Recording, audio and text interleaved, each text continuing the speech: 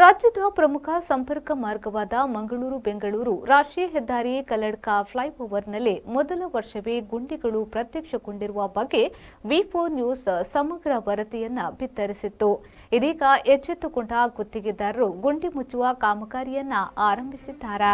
ಮಂಗಳೂರು ಮತ್ತು ಬೆಂಗಳೂರನ್ನು ಸಂಪರ್ಕಿಸುವ ಈ ರಾಷ್ಟ್ರೀಯ ಹೆದ್ದಾರಿಯಲ್ಲಿ ಪ್ರತಿದಿನ ಸಾವಿರಾರು ವಾಹನಗಳು ಸಂಚರಿಸುತ್ತವೆ. ಆದರೆ ಈಗ ಕಲ್ಲಡ್ಕ ತಲುಪುತ್ತಿದ್ದಂತೆ ವಾಹನ ಸವಾರರ ಎದೆಯಲ್ಲಿ ನಡುಕ ಹುಟ್ಟುತ್ತಿದೆ. ಗುಂಡಿಗಳನ್ನು ತಪ್ಪಿಸಲು ಹೋಗಿ ಚಾಲಕರು ಹರಸಾಹಸ ಪಡುತ್ತಿದ್ದಾರೆ. ಅದರಲ್ಲೂ ದ್ವಿಚಕ್ರ ವಾಹನ ಸವಾರರ ಪಾಡಂತೂ ಹೇಳತಿರದಾಗಿದೆ. ಯಾವುದೇ ಕ್ಷಣದಲ್ಲೂ ಜೀವ ಹೋಗಬಹುದು ಎಂಬ ಭೀತಿಯಲ್ಲಿ ಪ್ರಯಾಣಿಸಬೇಕಾದ ಸ್ಥಿತಿ ಇದೆ.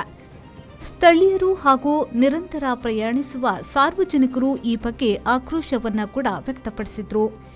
ಈ ಬಗ್ಗೆ ಸ್ಥಳಕ್ಕೆ ತೆರಳಿದ ವಿ4 ನ್ಯೂಸ್ ತಂಡ ಅಲ್ಲಿನ ಸಮಸ್ಯೆಗಳನ್ನ ಮತ್ತು ಹೆದ್ದಾರಿಯಲ್ಲಿದ್ದ ಗುಂಡಿಗಳ ಬಗ್ಗೆ ಸವಿಸ್ತಾರವಾದ ವರದಿಯನ್ನ ಪ್ರಕಟಿಸಿ ಸಂಬಂಧಪಟ್ಟ ಇಲಾಖೆಯ ಕಣ್ತೆರೆಸುವ ಕೆಲಸವನ್ನ ಮಾಡಿತ್ತು.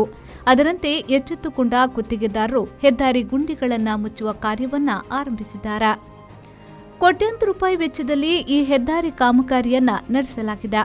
ಆದರೆ ಕಾಮಗಾರಿ ಮುಗಿದು ವಾಹನ ಸಂಚಾರ ಆರಂಭಗೊಂಡ ಕೆಲವೇ ದಿನಗಳಲ್ಲಿ ಫ್ಲೈಓವರ್ನ ಅಸಲಿ ಬಣ್ಣ ಬಯಲಾಗಿದೆ.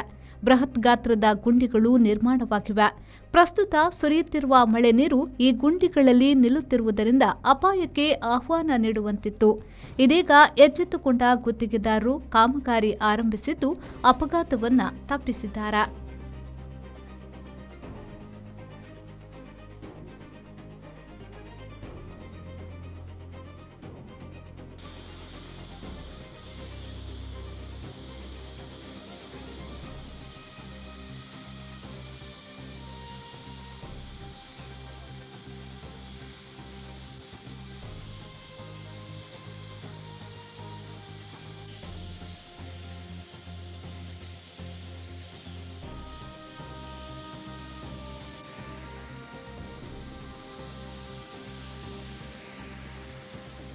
ಮಂಜುನಾಥ್ ಪ್ರಸಾದ್, ವಿ4 ನ್ಯೂಸ್, ಮಂಗಳೂರು.